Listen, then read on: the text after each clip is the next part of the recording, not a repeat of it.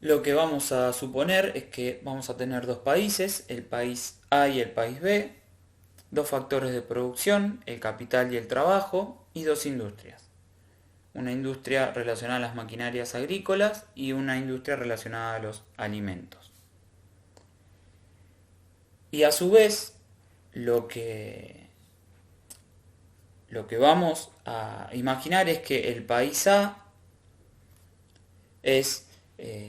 va a exportar maquinaria agrícola debido a que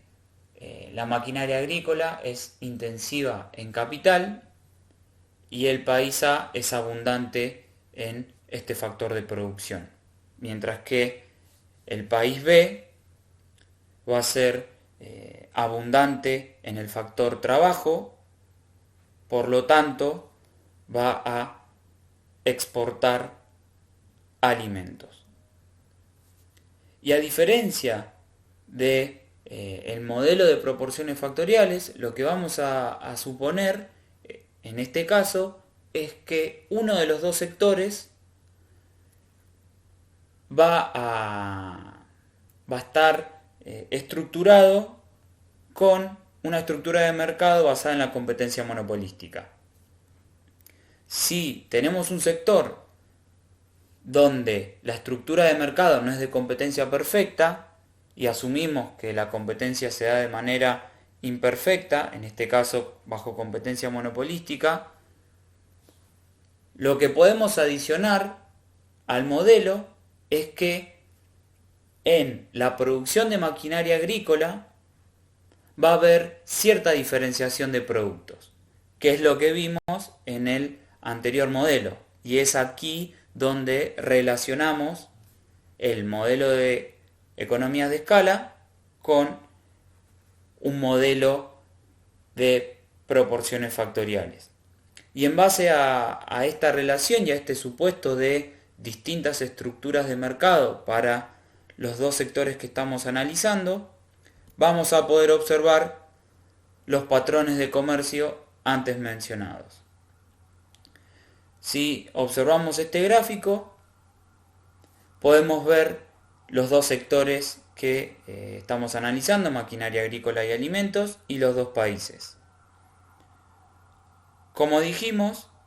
el país B era abundante en el factor trabajo, por lo tanto iba a exportar el sector relacionado a los alimentos, que era intensivo en el factor en el cual el país B era abundante. Entonces se va a dar la exportación de alimentos. Ahora bien, si miramos el sector de maquinaria agrícola para ambos países, lo que observamos son flechas en ambas direcciones. ¿Y por qué se da estas flechas en ambas direcciones? Es porque habíamos supuesto que en este sector la estructura de mercado era de competencia monopolística. Si era de competencia monopolística, los productos que iban a producir cada una de las empresas radicadas en ambos países iban a contar con cierta diferenciación, en donde se puede dar que el comercio entre el país A y el país B en maquinaria agrícola sea en ambos sentidos. A este tipo de comercio, en donde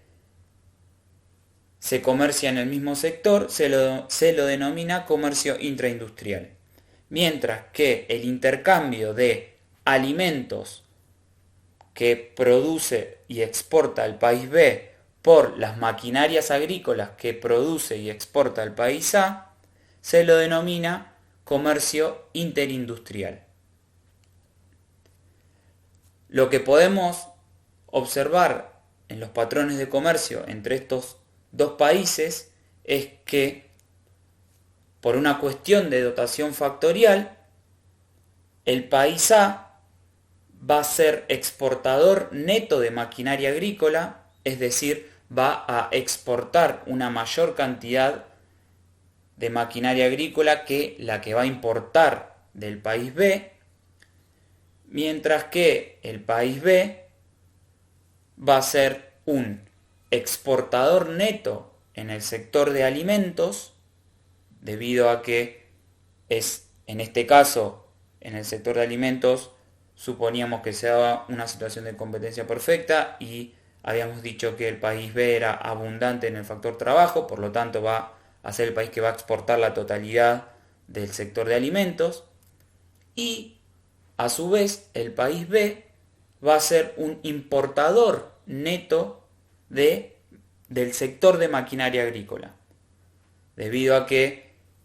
tiene una menor dotación factorial relativa en términos de capital que el país A. Estos tipos de flujos de comercios en general se tratan de analizar cuando uno hace un estudio o una descripción de la caracterización del comercio bilateral entre países, y un índice muy utilizado en la literatura económica para poder observar estos flujos de comercio es el índice de Gruber-Hanley. Y este índice está conformado por la ecuación número 1, que muestro en esta slide, en donde el índice de Gruber-Hanley es igual a 1 menos la diferencia entre el valor absoluto de las exportaciones de un sector y menos las importaciones del mismo sector sobre la suma entre las expo de ese sector más las importaciones del mismo sector que estamos analizando. El índice de Gruber-Hanley lo que nos indica es que cuanto más cercano a 1 se encuentre el índice,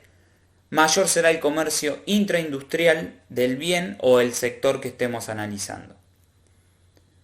Si ustedes observan la fórmula detenidamente, lo que podemos ver es que en el segundo término de la fracción que tenemos, es decir, la diferencia absoluta entre las exportaciones y las importaciones del sector I, cuanto más parecidas sean las exportaciones y las importaciones, ese valor va a ser 0, lo que nos va a quedar como valor final un número o un valor cercano a 1. Esto lo que nos quiere decir es que si las exportaciones y las importaciones del sector I son iguales o muy parecidas, el comercio que vamos a observar va a ser un comercio intraindustrial entre los países que estamos analizando. Ustedes van a tener en el trabajo práctico que analizar y armar este indicador en base a la información que se les va a brindar.